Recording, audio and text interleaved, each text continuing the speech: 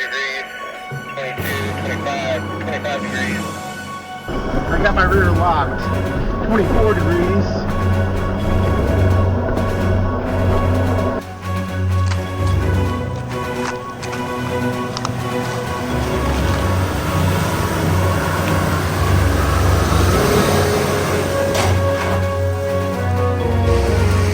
Go, go, go, go, go, go, go, go, go, go, go!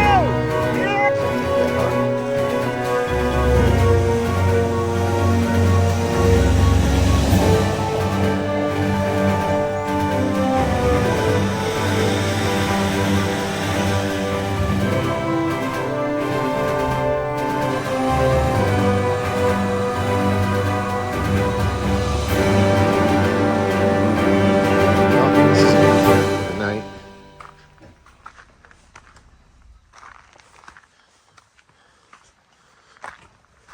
Hello everyone, welcome back to the channel. My name is Jason with Wolf Overland, and in this episode we head out to the Talladega National Forest and check out the Alabama Rubicon Trail. We luckily met up with a local who kind of guided us along our way, but sit back and relax for 2 days and 1 night in the Alabama Rubicon. Alright, we got...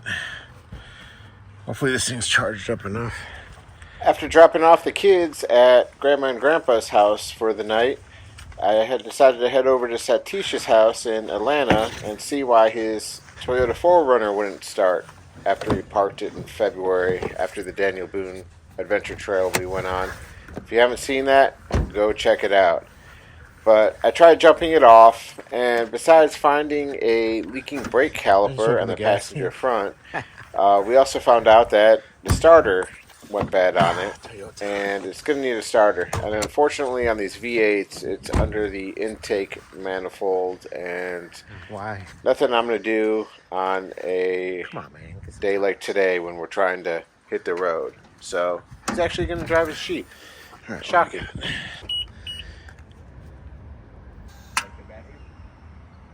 Try it again. That, my friends, is the heartbreaking click of a bad starter. Looks like he's taking the Jeep this trip.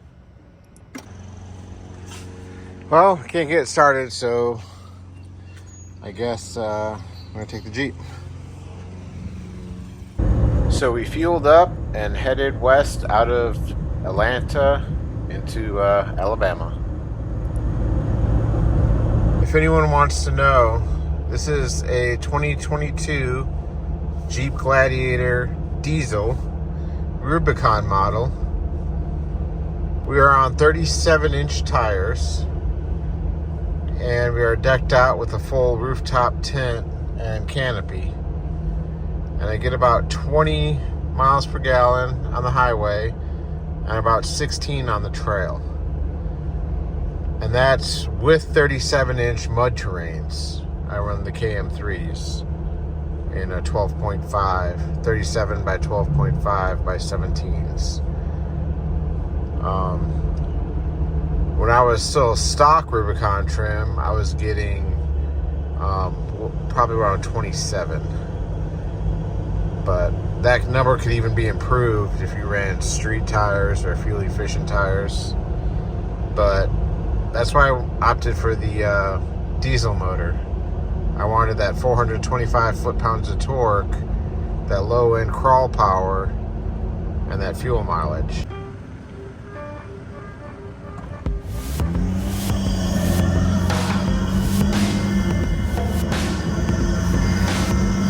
Look at this old town.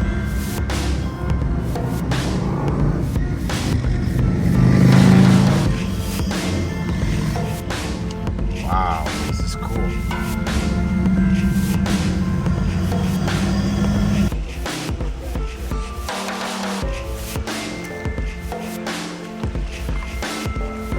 All right, air down, 601. There's the entrance. Let's see how far we can get before it's gated. Gonna find that power line trail. So I did the math on the We weighed the Gladiator, and then we did the math where it's 2 psi per every 1,000 pounds. So it came out to about 15 pounds. I'm still sitting at, I think I wrote down about 18, just because I don't think it's gonna get too crazy. But I come to determine that 15 pounds is what I should be aired down to per the weight. Before this area was bought by the U.S. government in 1930, this whole area of the Talladega was extensively logged and represented some of the most abused, eroded wasteland in all of Alabama. Pine forest regrowth now hosts a diverse ecosystem.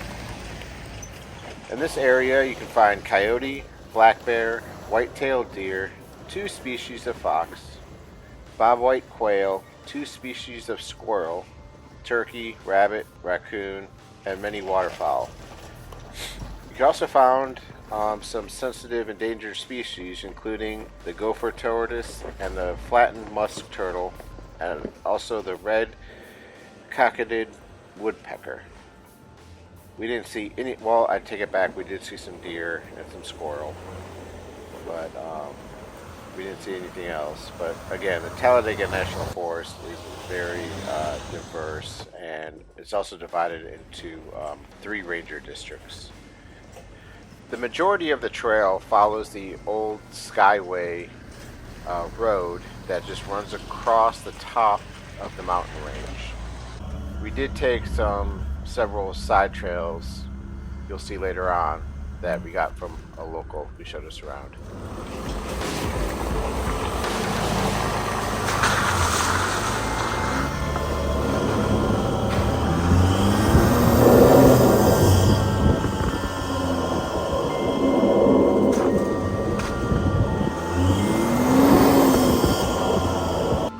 From the southernmost starting point of 601, the terrain is very easygoing. We did see several Jeeps come through. We saw a group of Broncos come through, but we also did see a bunch of Subarus and I believe one minivan headed up this direction. So from the southernmost point to the other part of where it divides up into a main road, it is doable in any kind of vehicle. You don't have to have a 4x4 or high clearance 4x4. Although the other entrance is a little bit rutted, but again, you should be fine with just a stock vehicle. Obviously, the 4-wheel drive does help. There's also numerous campsites with pretty lookouts over, you know, the valleys below on either side as you traverse this trail.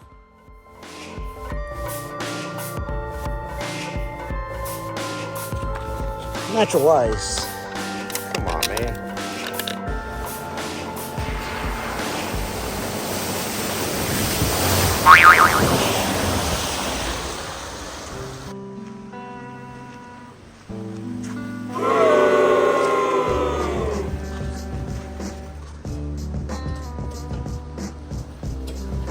So we ran into the local and he gave us some good intel about where the lock gate is. It's actually over on the other side on 602, but Foxtrot, there's a little bypass for it. So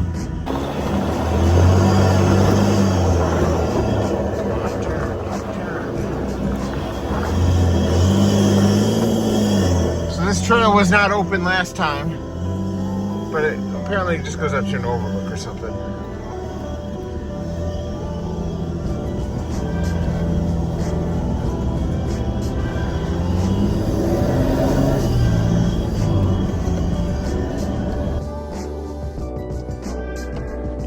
Power lines. You can hear the power lines humming.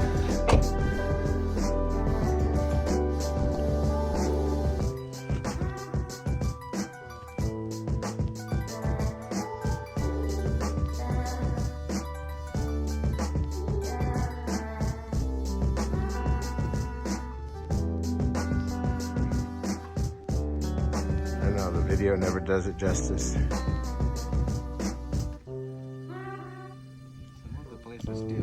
So we ran back into the local, his name's Coleman, and he's going to go show us where the power line trail is. So again, the pleasures of meeting the locals. After meeting back up with Coleman on top of the power line lookout, he decided to take us down and show us the rest of the way around the gate bypass and show us some cool side trails along the way.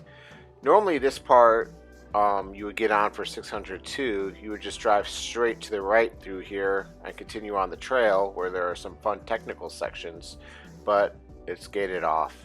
Yeah, that was never gated. That was... That's the private property you were talking about? They bought 200 acres. Even if you buy it, dude, it's a county road. You can't gate a county road. But they bought 200 acres all the way up to the mountain. But they have like 15 acres on this side of the road, and because nobody lives on it past them, the Talladega Forestry said they could, because they own both sides. But they could only put a gate where their property starts and where their property ends. There's a court case Monday on it. Yeah, I saw that on Facebook. We're trying to get them to make them take it down. Yeah, that's. Which the guy up there, it's him and his partner are trying to make all of that hunting club, and his partners done made the comment, well, if they try and make us take it down because we don't own the rest of it, we'll fucking mountain. I'm like, yeah, good luck. Yeah. Because technically you just need one person to buy one lot, and then they can't do it. Which they can't do it anyway, because on the other side there's like 15 cabins, 10 or 15 cabins. The little driveways just branch off. Yeah. And they come up here to hunt, and they're overlanders, so they're not going to let them do it. Yeah. This next little section was a little offshoot for railroad access, as well as the trail looped back around to the main road. But it was very tight through here, and there was a very cool water crossing under the viaduct. It reminded me of the Nemo Tunnel area around Windrock. And the embankment on the other side was really steep, but it was an extremely fun little side trail. That was quite enough.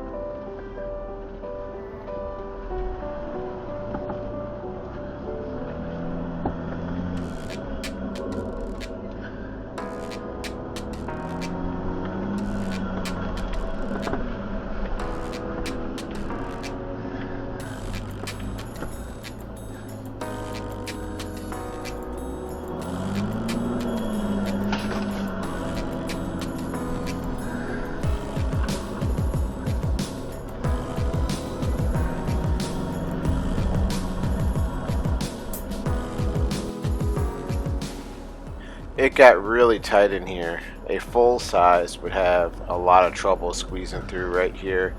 There was a bypass to the right, which you'll later find out was a pretty big mud hole I had to winch out of, but you'll see that when we come back through.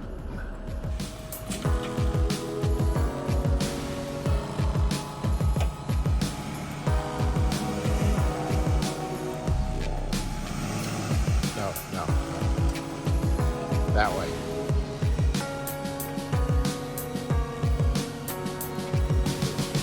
Yeah, come straight now. Just straight. No. Straighten your wheel. Yep. Straight. Yep, you got it. Don't even do.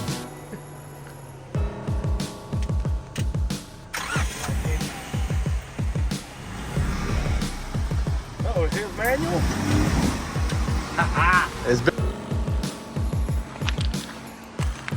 So we got a water crossing here. Burn!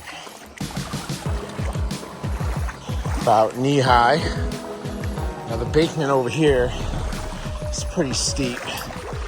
Might have to pull a winch line. Yeah, it's soft over here.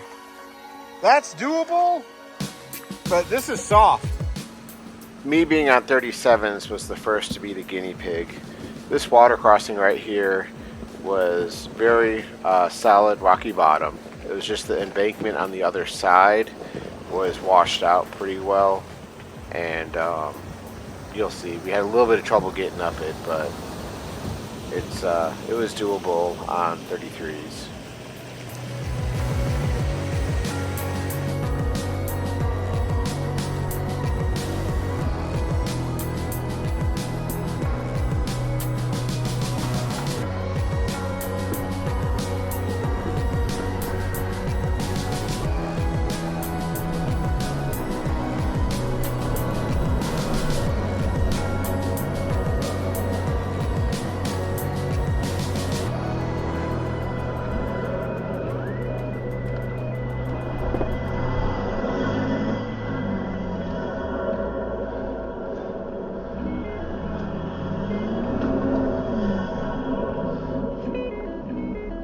Go more forward, so I have room. Make sure he's in 4 low.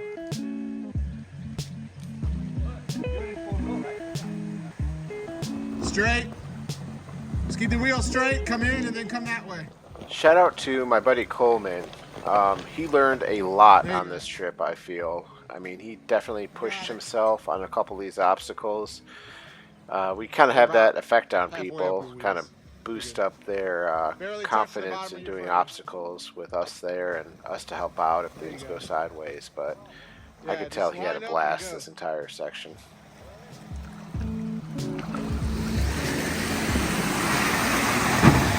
Get it, get it! All right, come back, try it again. There you go. Yeah, you're good. Like you got a good line. You might just have to get a little bit more of a run, a little more of a bump. Worst case scenario, I'll just pull you up.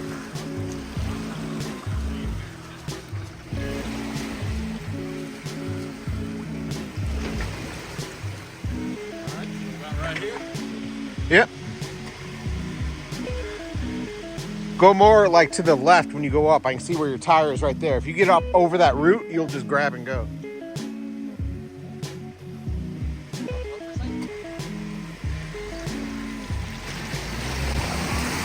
Go, go, go, go, go, go, go, go, go, go, go!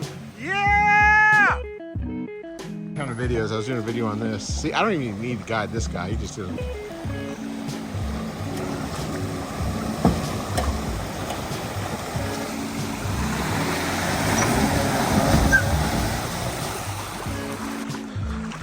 Oh my God, this water feels so good. I just love how it's like springtime now, you know? It's not freezing, it's not too hot. It is the perfect weather for camping. So these rocks are slick, so you gotta watch where you're going. This reminds me of outside of Windrock when we did all that area right there.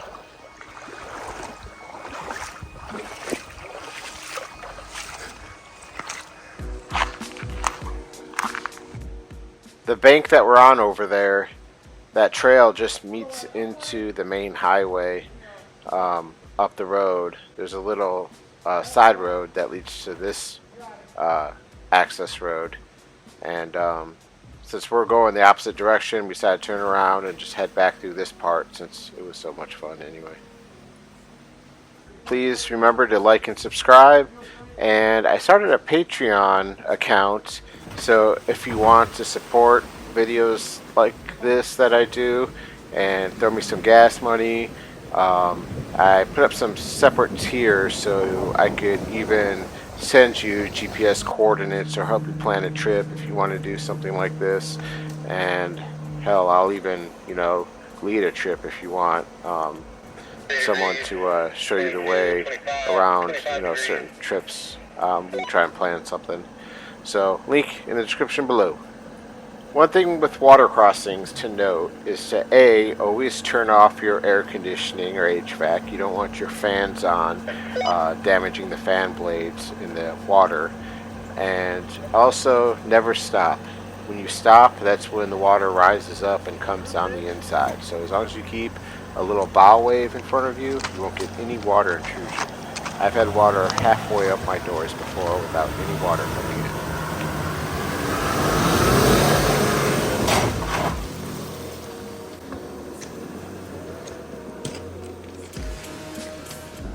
I decided to take the line on the left right here through the mud hole instead of squeezing through the trees, and it never seems to fail. I always get stuck on every single trip. I have a Smittybilt X2O 12K winch. It's a Generation 2. It's a great winch. If I were to buy it again, I'd stick with the 12K, and I'd also go back to the first gen winch. I like the controller a lot better.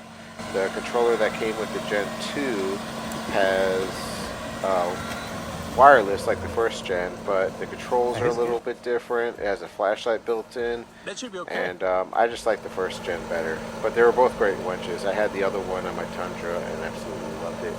Zero issues. Thank you, Coleman, for saving my butt right there. Going up for it right here. I have some water. You'll see in a later video, but my rig fully loaded out like this weighs approximately 7,250 pounds. I myself weigh about 300 pounds. That's, matters much, but that 12K winch just pulls this dead weight out of the mud hole, like suction of this mud like nothing. Absolutely love this Smittybilt winches.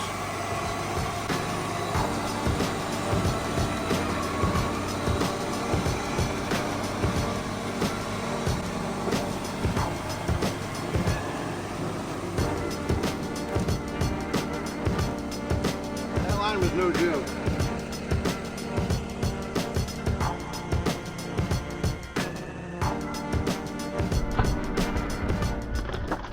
Once we got back onto the main road, we took a side road that would meet us back up around the other side of the gate bypass that's currently gated. So I believe this road is called Foxtrot, and there was some cool side trails, but again, all of this is in the Talladega National Forest.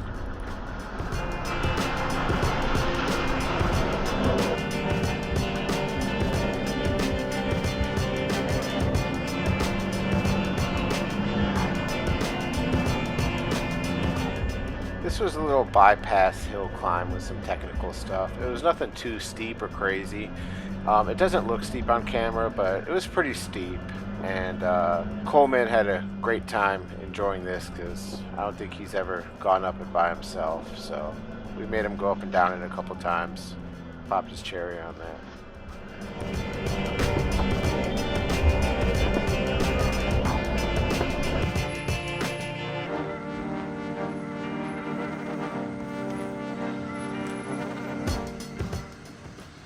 I could tell Satish missed wheeling in his Jeep. For the last year, he's just been taking his outfitted Toyota. But this Jeep, I don't know. It was still special because this is what we started with when we both started wheeling together.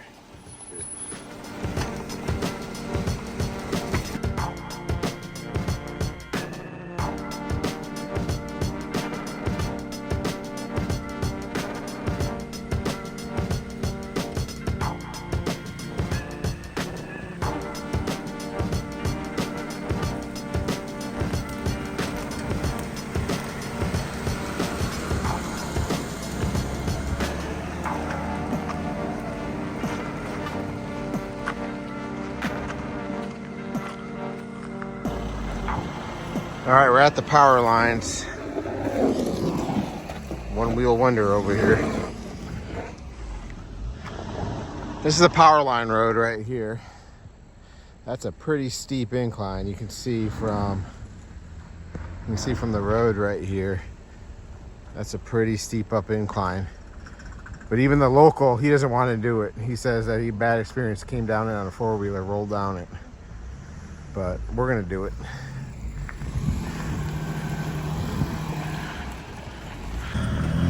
All right, here we go.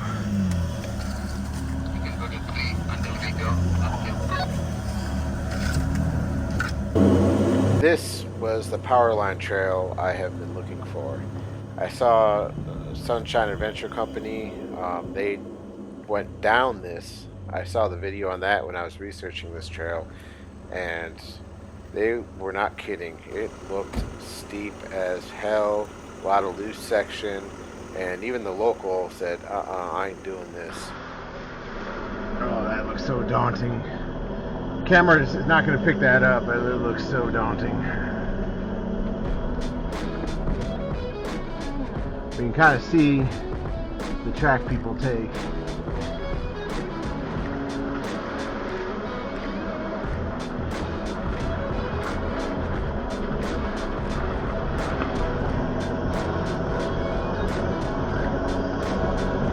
Alright, coming up, 24 degrees, crossing over. Coleman wasn't kidding. This was no joke. The only problem I see with this is if you had to stop and then trying to get going again with the weight of the rig and all this loose gravel, you would have a hard time starting off, or if you started to get sideways. Because there was a couple parts on this last section right here where I had my rear locker on, but I was still sitting there spinning for a second, kicking rocks out of the way, trying to get traction going up this.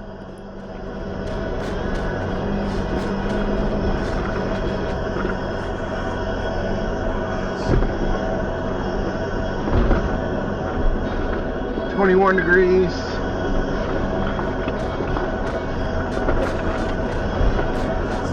.21 degrees. I got my rear locked. 24 degrees.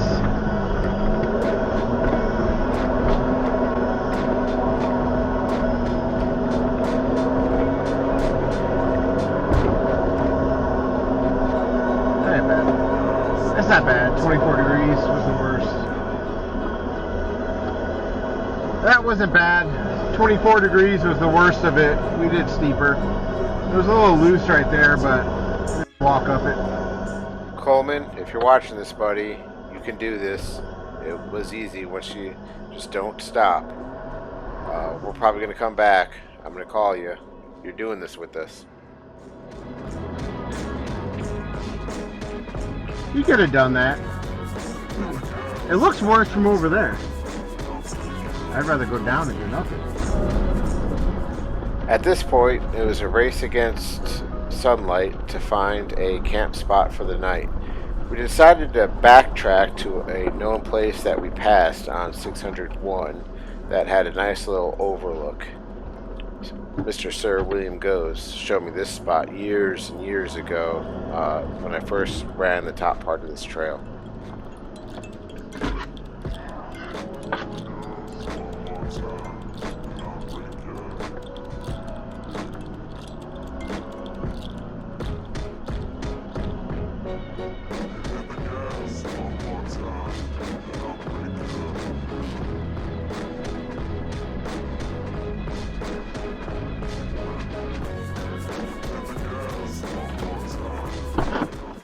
We said goodbye to Coleman for the trip and decided to set up camp here for the night, and then in the morning we would backtrack, do a couple of the little trails that we just did, and continue on and attempt the power lines on the other side of the road.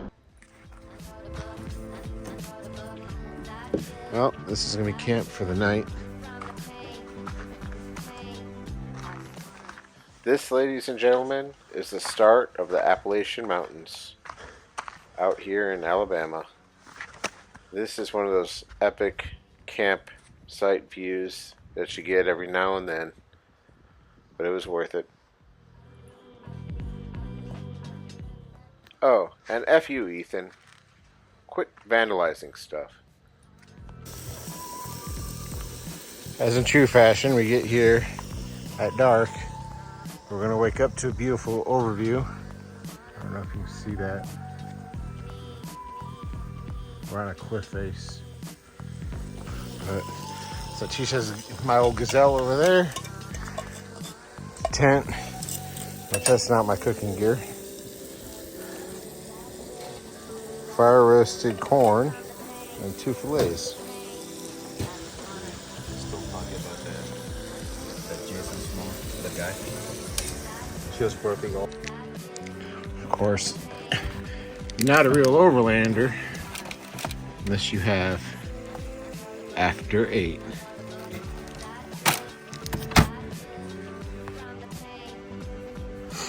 Super windy last night. It was rough sleeping. But that's what happens when you sit on top of a mountain. Look at that view. Start of the Appalachian Mountains here in Alabama.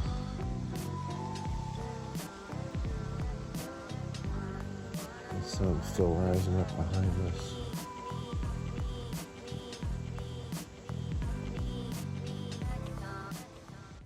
I finally broke down and bought that Ozark Overland, the fire pit that he always uses, and it is a game changer. I absolutely love it. It is the best thing that I bought for campfires.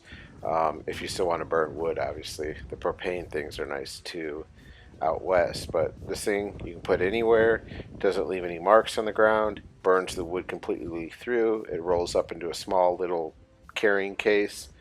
I absolutely love it.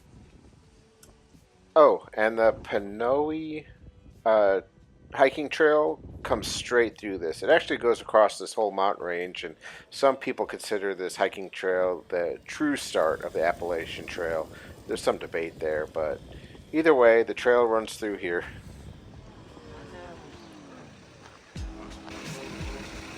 I apologize for the wind. It is extremely windy up here. We're in Alabama, the Alabama Rubicon Trail, 601, 602. But I just wanted to share this front runner chair and this table. I believe I got it off Amazon, but both of these fit perfectly in the front runner bag. I think this is the dual bag. It's meant to hold 2 chairs. But see, it's kind of got like a divider in it. Sorry, the sunlight. So it's got a divider in it, so it protects them from getting scratched. But that's perfect for one person. So let me break it down for you. The chair, I believe I got it off Amazon. Real simple to break down. Comes out, folds in. You gotta push these 4 little balls, and then I'll normally push it down like on the rock or whatnot.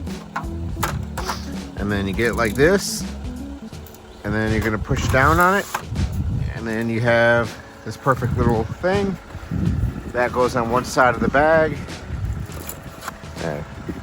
like so. And then the chair folds down, up, in, push it down, boom, chair. And then, so they both break down super easy for your camp setup. And then it folds into a chair. And you could do multiple chairs. You know, you can buy multiple, one of these per person, and then everyone's got their own table, and everyone's got their own chair. And then this slides in, bungee. I think we're done with all the, so I got a drawer system coming from SHW Off-Road, and I plan on keeping this, because if this still fits perfectly in here, because obviously this is going to sit higher, so this will lock in more. And then I keep all the firewood and the fire pit in here, and that kind of keeps all the firewood self-contained. And then the fridge, I bought this tilting fridge slide, so this will slide out and then tilt down to access, because obviously this will be elevated. And then with the drawer system, I put all the kitchen stuff in there and not have all this everywhere. It'll be more accessible. First time cooking with the jet boil. Worked out perfect. No complaints. Game changer. Definitely. Brought too much cooking stuff, but then again, I'm still learning with it, because normally Satish does all the cooking. So we're still learning with that. So I don't know what all to bring, what not to bring, but we're getting there. still learning.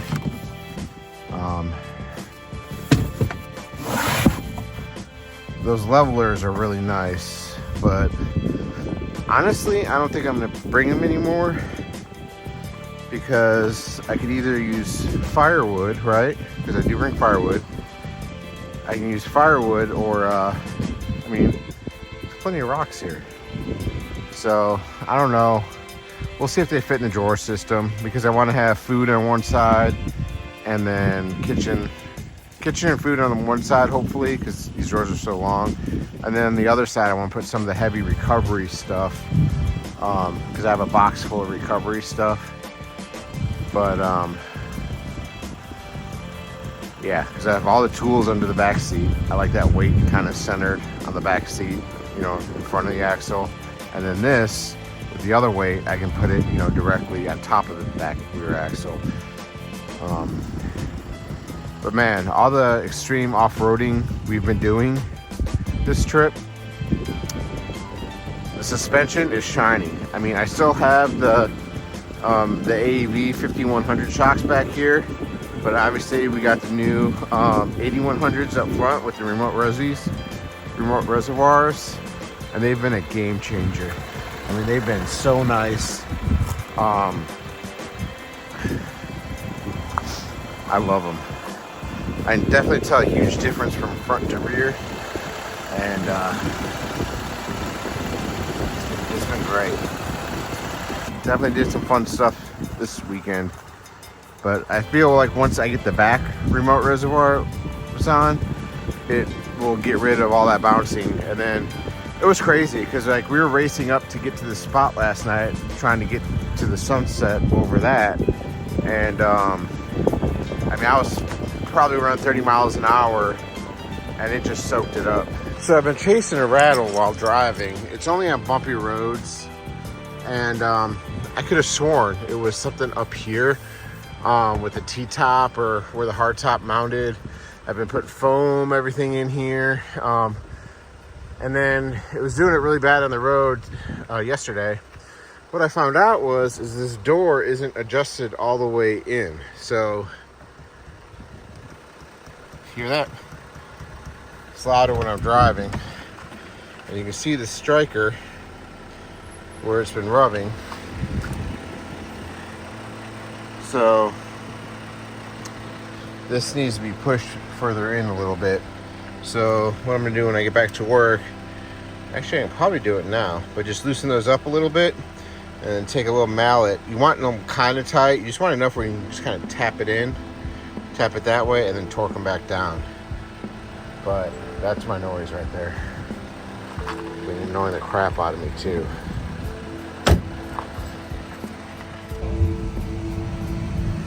So on Skyline Drive, once you cross the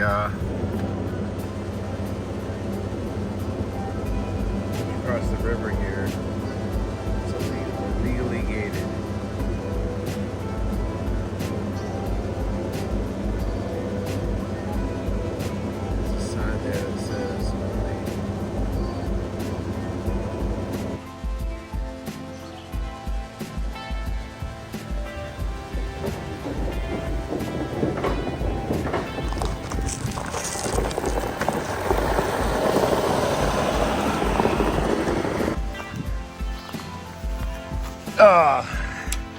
Come on, Bud Light. Turning the trails gay.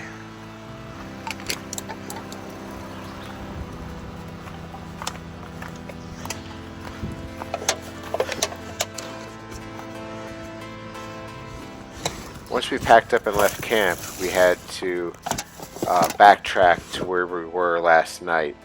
And to do that, we had to do a little bit of part of the section again. And we decided to not take the paved road like we did last night. We decided to go do the gravel road and the little inclines again to get back to where the power lines were.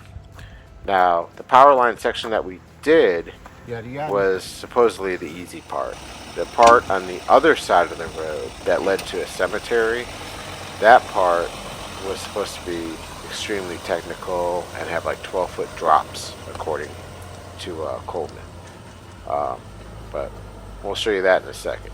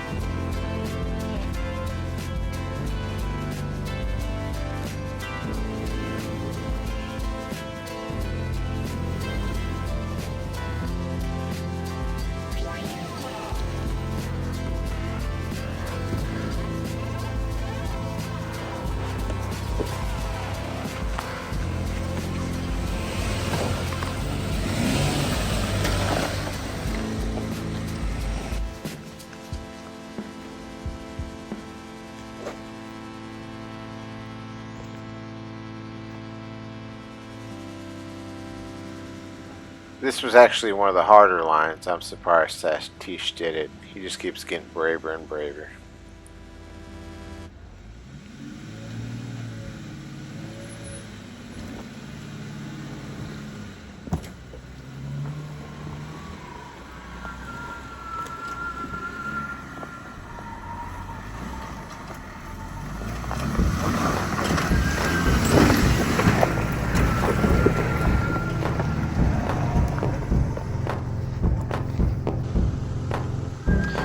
Alright, so that is the power line trail that Sunshine State Overland did.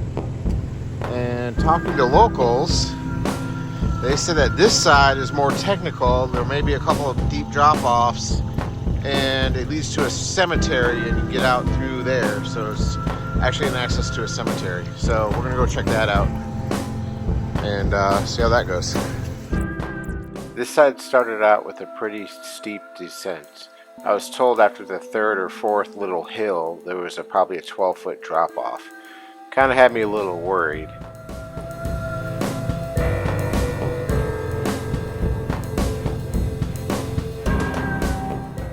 It looks a lot steeper in person, this part, but I had Satish walk down there and just kind of make sure with the rut of the driver's side that it wasn't too flippy, because this was kind of a steep descent.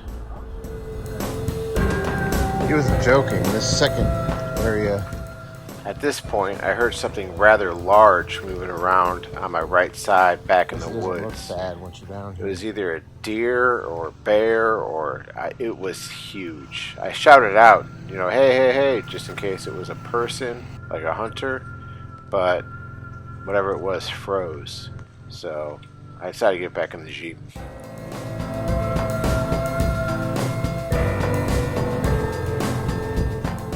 Satish filmed me coming down this. He wasn't scared at all because the noise started back up again. But this was not the steep part that gave us trouble. I mean, it was steep right here, and in the mud it would have been horrendous. But the steep part was after the third hill.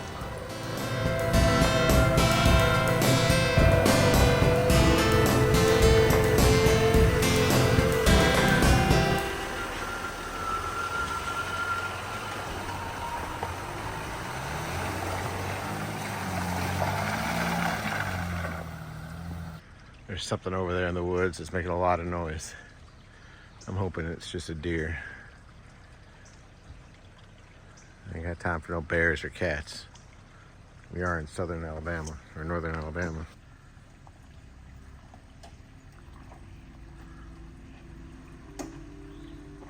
That random clicking that you're hearing is Satish's front sway bar lower bushing of one of the end links. Nothing major.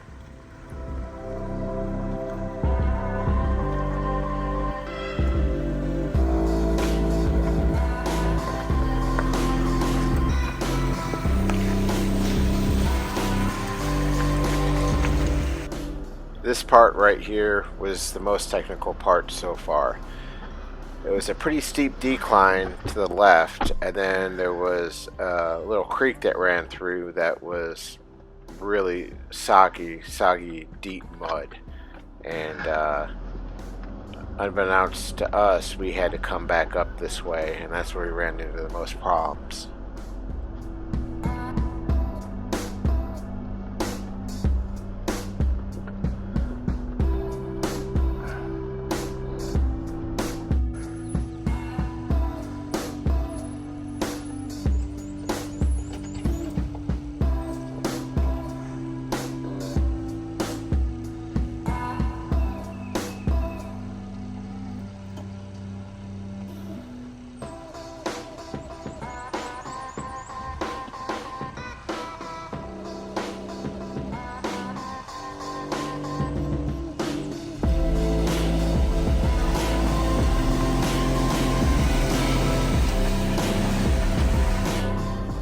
With low fuel, both of us were less than a quarter of a tank, and not knowing how further this power trail went to the actual cemetery, we decided to call it and turn around and head back the way we came.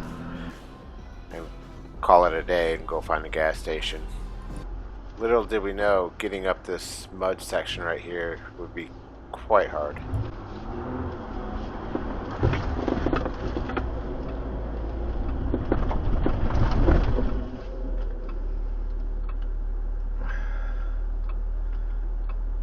Come back all the way back, reverse, and then go fast. I was in 4 low with front and rear lockers engaged. I didn't know how Satish was going to get up this in his bald tires. Go now faster.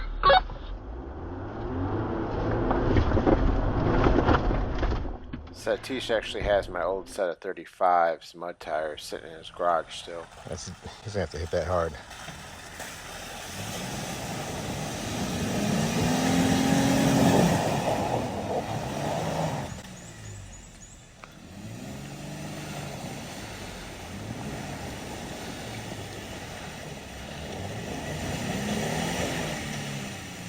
Come forward.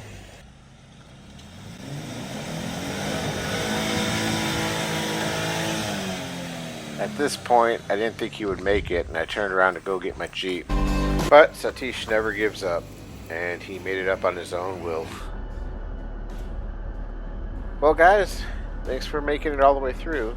This is the end of the Alabama Rubicon Trail here in the Talladega National Forest.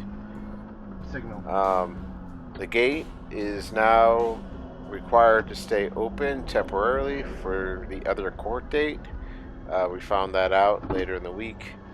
And some words of wisdom: clean the mud off of your tires and especially the inside of your rims. Both of us had horrible vibration over 40, and it was the mud and caked up inside of the wheels. But other than that, thanks for watching. We'll see you on the next one. Please like and subscribe. Check out the Patreon. Links in the description below for some of the stuff that you've seen in the video. And we'll see you on the next one.